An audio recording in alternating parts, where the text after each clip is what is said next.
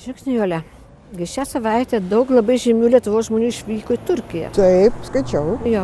Ir aš pagalvojau, kad visiškai smagu būtų apsilankyti Turkijos salelėje Lietuvoje. Va, matot, Ibrahim. Ibrahim, užuolaidos. Aš turiu dabar užuolaidų, kažkaip nesiruošiau pirkti.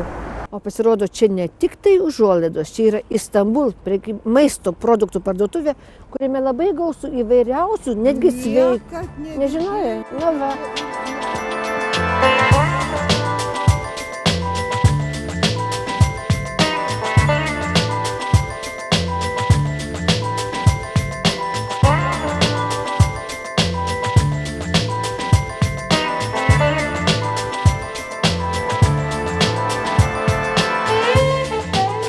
Labadiena. Labadiena. Labadiena. Eugenijus mano vardas. Prašom užeiti mūsų krautuvę. Ypatingų skonių ir ypatingų produktų.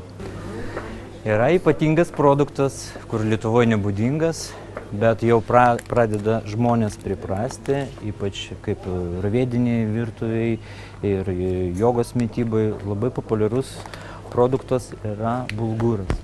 Čia yra kvietinis kropas, plautas, apvirtas ir džiovintas saulėje. Reikia 4 dienas džiovinti, kad tokio aukso gauti. Bulguras ypatingas tom, kad jisai daug turi naudingų medžiagų. Galima netgi vakare valgyti, mažiau turi angliavandenių kaip ryžiai.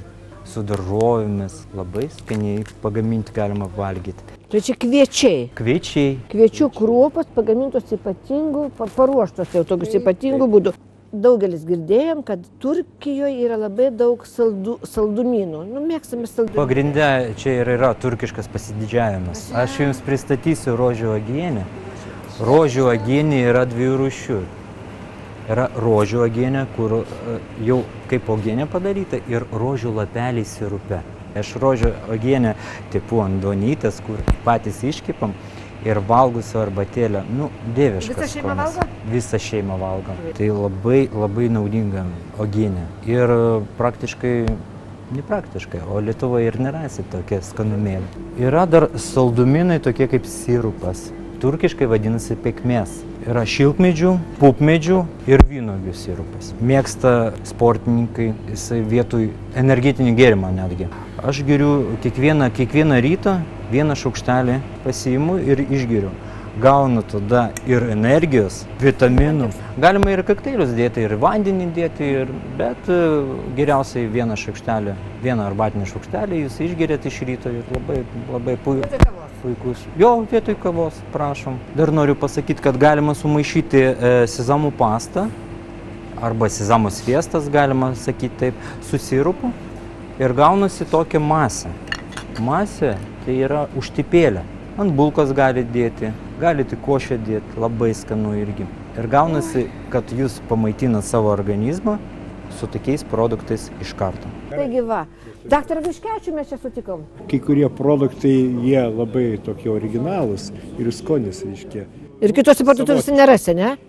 Jo. Pavyzdžiui, sakysim, tas airanas, tai tokį galima paragauti arba čia, arba Turkijai. Iš šito jogurto ir gaminamas yra airanas, jogurtinis gėrimas.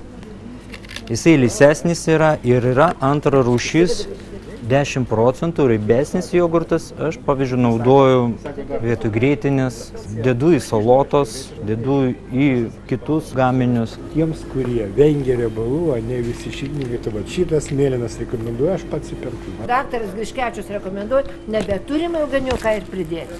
Taip, artėjo Kalėdos. Atvykę į Istanbul parduotuvę, jūs galėsit papuošti savo stalą agoną.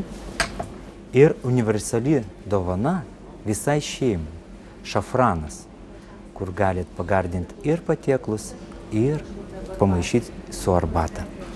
Taigi mes labai dėkojame komercijos direktoriui ponui Eugenijui už tikrai labai naudingą informaciją apie Istambule esančius sveikus produktus. Ačiū Jums labai. Ačiū Jums, kad atvykot pas mus. Ačiū Jums. Ačiū. Ir aš kviečiu visus apsipirkti pas mus Istanbul prekybos centre. Tikrai rasite daugybę visokių produktų, kur paįvairins jūsų šventinį stalą. Ačiū Jums.